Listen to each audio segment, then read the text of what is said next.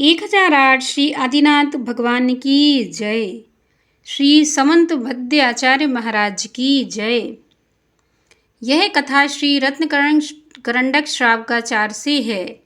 सम्यक दर्शन के 8 अंगों में प्रसिद्ध यह कथा चतुर्थ अंग की है। अमूढ़ दृष्टि अंग। अमूढ़ दृष्टि अंग में रेवती रानी की कथा प्रसिद्ध है। रेवती रानी की कथा। दक्षिण मथुरा में दिगंबर गुरु गुप्ताचार्य के पास क्षुल्लक चंद्रप्रभ रहते थे। उन्होंने आकाशगामिनी आदि विद्या को नहीं छोड़ने से मुनिपद नहीं लिया था। एक दिन वे तीर्थ वंदना के लिए उत्तर मथुरा आने लगे। तब गुरु से आज्ञा लेकर पूछा, हे भगवान, क्या आप किसी को कुछ कहना चाहते हैं या आपको किसी को कुछ कहना है? तब गुरुजी ने उत्तर दिया, वहाँ पर विराजमान सुब्रत मुनिराज को मेरा नमोस्तु कहना और रेवती रानी को आशीर्वाद कहना।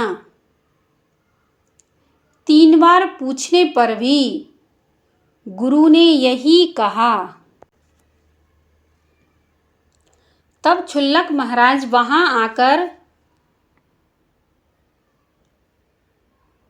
सुब्रत मुनिराज को नमोस्तु कहकर वहीं पर ठहरे। फिर वब्बसेन मुनिराज के पास गए।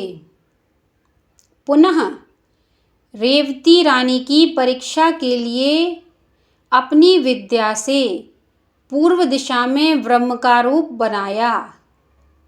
सब नगरवासी आ गए, किंतु रेवती रानी नहीं आई। पुनः उसने दक्षिण दिशा में जाकर श्री कृष्ण का रूप प्रकट किया। अनंतर पश्चिम दिशा में जाकर पार्वती महादेव आदि का रूप धारण किया। इस पर भी रेवती रानी नहीं आई। तब क्षुल्लक ने विद्या के बल से उत्तर दिशा में अरिहंत भगवान का समवशरण तैयार कर दिया।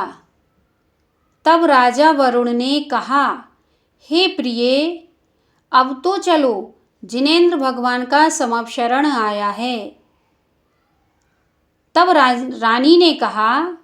रेवती रानी ने कहा, हे राजन, 24 तीर्थंकर तो हो चुके हैं और हमारे जैन धर्म में 25वें तीर्थंकर कभी होते नहीं हैं और हो भी नहीं सकते हैं। जिसने भी 25वें तीर्थंकर का समवशरण बनाया है वह कोई मायावी है, क्योंकि 24 तीर्थंकर से ज़्यादा कभी होते नहीं हैं। तो ये 25वें तीर्थंकर हमारे नहीं हैं, हमारे 24 तीर्थंकर ही होते हैं। अनंतर क्षुल्लक विद्या के बल से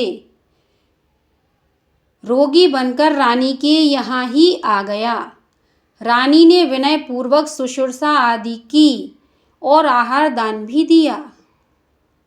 फिर क्षुल्लक ने आहार के उपरांत ही वमन कर दिया। तब रानी ने भक्ति पूर्वक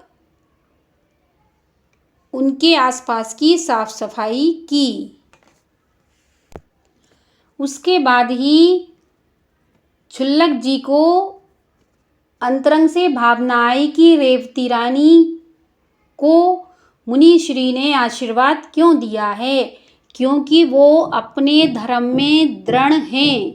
उनको विश्वास है कि जैन धर्म में एक कही हुई बात सत्य है, इसीलिए वह उनका समवशरण देखने नहीं आई।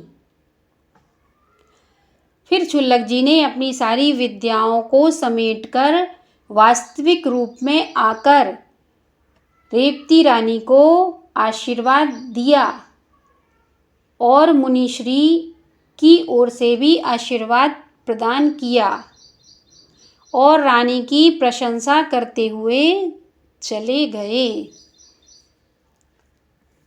यह है जैन धर्म में दृढ़ विश्वास रखने वाली रेवती रानी की कथा। जय जिनेंद्र।